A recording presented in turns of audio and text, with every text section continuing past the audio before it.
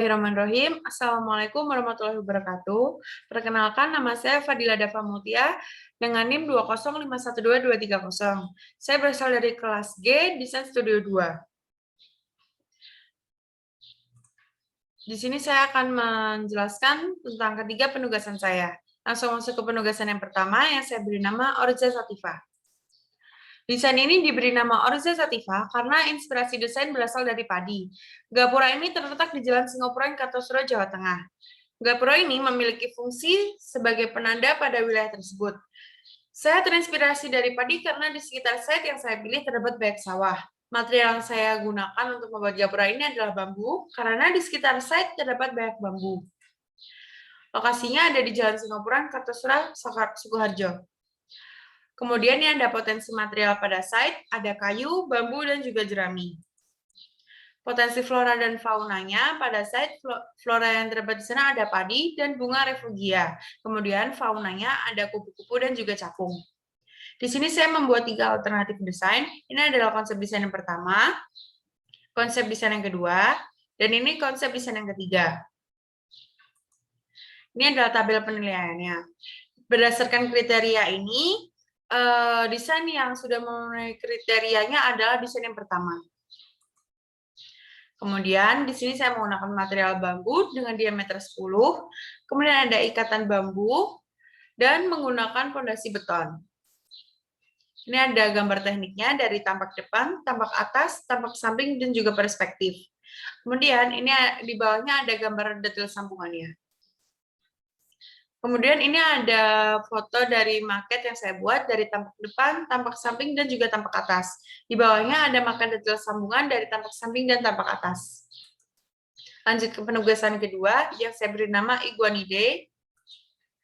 Desain ini diberi nama Iguanidae karena desain terinspirasi dari seekor iguana. Mengapa iguana? Karena iguana memiliki keunikan seperti memiliki mata di bagian atas kepala dan juga memiliki sisik untuk melindungi tubuhnya. Keunikan dari iguana ini dapat menyelesaikan masalah termal pada penugasan 2 ini.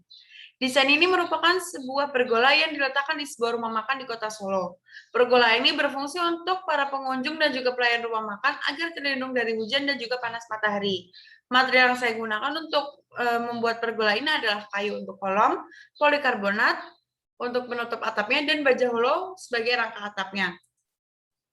Lokasinya ada di Warung Gandrung, Jalan Jemeni nomor 28, Desa Klodran, Gedongan, Kecamatan Colomadu, Kabupaten Karanganyar, Jawa Tengah. Potensi material yang ada pada site ada bambu dan juga kayu kelapa. Ini adalah parameter fisiologis dari site yang saya pilih. Pada site, suhu di sekitar site terasa sejuk. Rata-rata suhu di sekitar site adalah 24 derajat sampai dengan 26 derajat Celcius. Kemudian, cahaya pada site ini diambil pada saat pukul 4 sore sebesar 1348 lux. Kemudian, iklim pada saat adalah iklim tropis dengan kelembapan 94%, perkiraan hujan 50%, dengan tekanan udara 1009 HPA, dengan kecepatan angin 5 km per jam. Suara yang terdapat pada site adalah 58,3 dB. Ini menunjukkan site tidak terlalu berisik. Di sini saya menggunakan 2 inspirasi. Yang pertama ada bunglon. Bunglon dapat mengubah warna kulitnya dalam keadaan terancam. Bunglon juga dapat mengubah warna kulitnya untuk menjaga suhu tubuhnya. Kemudian bunglon ini memiliki pendengaran yang buruk. Kemudian inspirasi yang kedua ada iguana. Iguana memiliki mata di bagian atas kepala yang berfungsi untuk menganalisis cahaya. Kemudian iguana juga memiliki sisik untuk melindungi tubuhnya. Di sini saya membuat 5 alternatif desain. Ini adalah konsep desain yang pertama, konsep desain yang kedua, konsep desain yang ketiga, kemudian ini ada konsep desain yang keempat, konsep desain yang kelima. Kemudian ini adalah tabel penilaiannya. Berdasarkan kriteria ini, desain yang memenuhi kriterianya ada desain yang kelima. Kemudian, pada desain kelima ini, penutup atap menggunakan material polikarbonat, kemudian rangka atap menggunakan baja holo, kolom menggunakan kayu kelapa berukuran 8x8, kemudian menggunakan fondasi umpa ukuran 50x50. Ini ada gambar teknik dari tampak depan, tampak samping, tampak atas, dan juga perspektif. Di bawahnya ada gambar detail sambungannya. Kemudian ini ada foto maket dari tampak depan, tampak samping, dan juga perspektif. Di bawahnya ada maket detail sambungan dari tampak depan, tampak samping, dan juga tampak atas. Lanjut ke penugasan ketiga yang saya beri nama tensile thread. Desain ini diberi nama tensile thread karena terinspirasi dari spiderweb atau jaring laba-laba.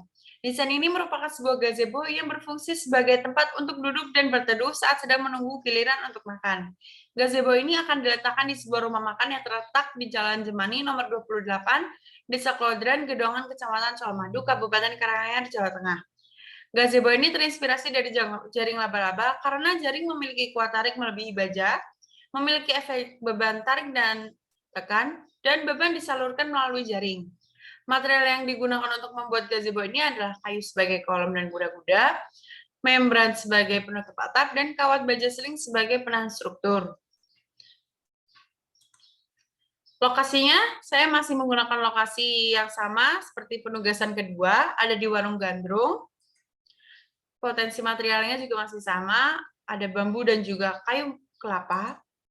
Kemudian ini ada parameter fisiologisnya, masih sama. Kemudian jenis tanah yang ada pada set adalah tanah aluvial. Tanah ini berasal dari endapan lumpur. Tanah ini memiliki kandungan air yang cukup. Inspirasi desainnya di sini saya mengambil spiderweb. Spiderweb merupakan web struktur. Efek beban dari spiderweb adalah tarik dan tekan. Kemudian jaring memiliki kuat tarik melebihi baja. Kemudian beban yang disalurkan melalui jaring secara merambat. Kemudian jaring laba-laba juga merupakan serat terkuat. Jaring merupakan sekumpulan garis yang melintang.